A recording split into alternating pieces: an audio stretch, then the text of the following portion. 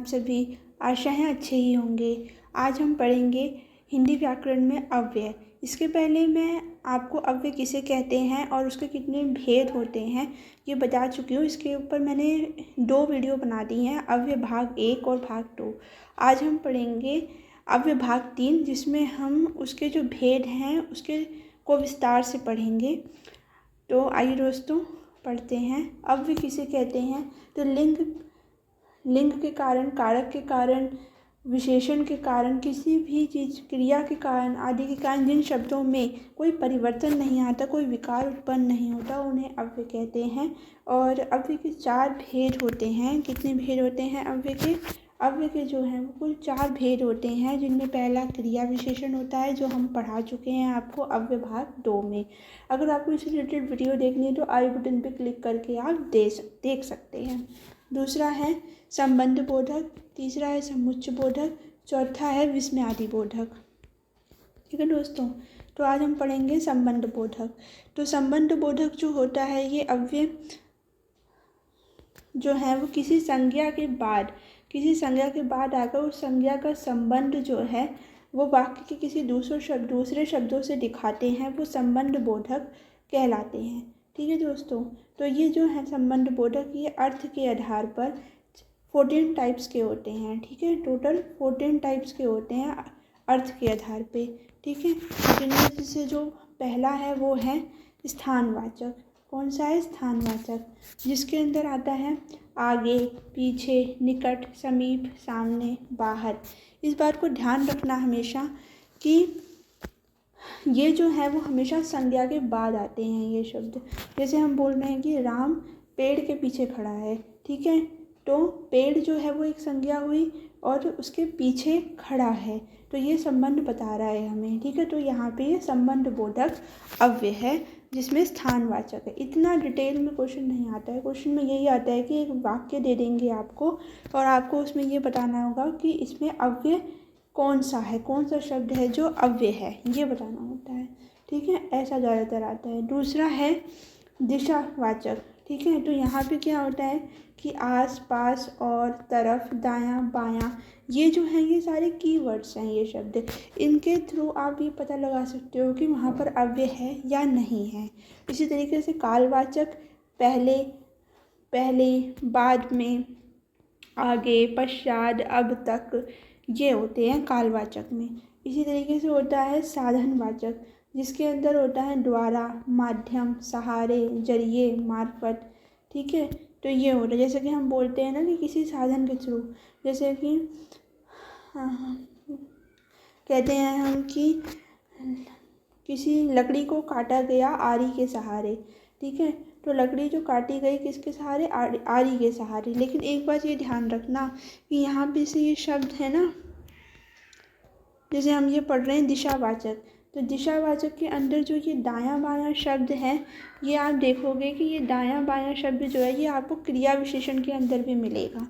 तो वहाँ पे पहचान यही होती है कि जब दायां बायां संज्ञा के बाद आता है, ठीक है, जब वो दायां बायां जो है वो संज्ञा के बाद आएगा ना दोस्तों, तब वो जो है वो संबंध बोधक होगा। ठीक है, तब वो संबंध बोधक होगा। और जब वो क्रिया के बाद आएगा ना, जब वो क्रिया के पहले आएगा, तब वो जो है वो क्रिया विशेषण होगा, यानी वो जब वो क्रिया की विशेषता बताते हैं। ठीक है, और हैं ये दोनों ही अव्यय। ठीक है, और फिर आता है तुम्हारा उद्देश्यवाचक। तो उद्देश्यवाचक के अंदर लिए, वास्ते, हेतु, निम्न। हम कहते हैं ना कि हमने इसके वास्ते जो है वो कोई डिश बनाई, हमने इसके लिए ये काम किया। ठीक है, तो ऐसा कोई जो वाक्य होता है ना वहाँ पे। फिर आता है आपका व्यतिरेक वाचक।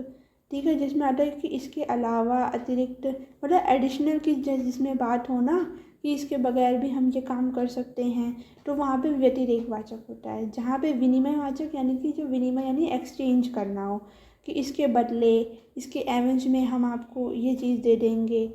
स्थानवाचक, जगह पर, कि इस जगह पे हम आपको जो है वो नई ड्रेस दे देंगे, ऐसा कुछ हो। ठीक है, फिर है सादृश्यवाचक। सादृश्यवाचक यानी कि जो एज इट इज़ कोई चीज़ दिखती है ना, उस चीज़ को बताए कि इसके समान, तुल्य, बराबर, योग्य, ये सब। विरोधवाचक, जिसमें हम विरोधवाचक जिसमें अंदर हम किसी चीज़ का जो है वो अपोजिशन में खड़े हो जाएं, उसके विरुद्ध में, विरोध में, उसके विपरीत में, ठीक है, उसके खिलाफ, ये शब्द बताते हैं, ये कीवर्ड्स हैं। फिर साहचर्यवाचक यानी जिससे उसका एसोसिएशन बताया जाएगा, क्या रिलेशन है, संग, साथ, सहित, समेत, ठीक है। इसी तरीके से विषयवाचक होता है। जो विषयवाचक होता है उसमें होता है संबंध, विषय, आश्रय, भरोसे, ये चारों ही शब्द होते हैं उसके अंदर, ठीक है।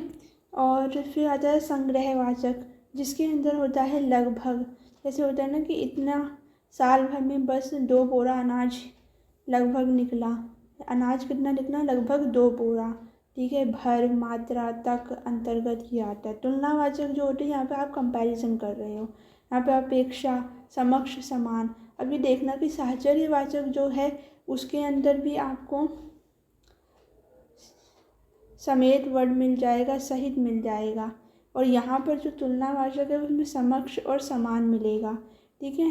हाँ, ये जो सादृश्यवाचक है देखो इसके अंदर भी आपको जो है वो समान शब्द मिलेगा, और जो तुलनावाचक है उसके अंदर भी आपको समान शब्द मिलेगा, क्योंकि जब हम किसी का कंपैरिजन करते हैं तब भी हम वो उसके सिमिलर है ये वर्ड यूज़ करते हैं, इसके समान है। और जब हम सादृश्यवाचक तो असेंबल कर रहे हैं, एसोसिएट कर रहे हैं, तो भी हम समान शब्द का प्रयोग करते हैं। इसीलिए ये दोनों वर्ड्स जो हैं वो यहाँ पर भी हैं और यहाँ पर भी हैं, ठीक है। और कारणवाचक जो होता है उसके अंदर आते हैं किसी चीज़ का आप रीज़न बता रहे हो, तो वो आता है कि कारण, परेशानी से, मारे चल रहे, से हम कहते हैं ना कि दुख के मारे वो कमज़ोर होता जा रही है या जा रही है ना।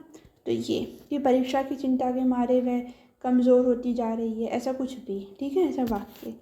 तो यही है, इसके जो आगे के भेद हैं जो 2 बचे हैं वो मैं आपको नेक्स्ट वीडियो में बताऊंगी, नेक्स्ट पार्ट, अब ये पार्ट 4 में। और तब तक के लिए अगर वीडियो अच्छी लगी हो तो वीडियो को लाइक करें, शेयर करें एंड सब्सक्राइब करें, और बेल आइकन दबाना ना भूलें। Thanks for watching.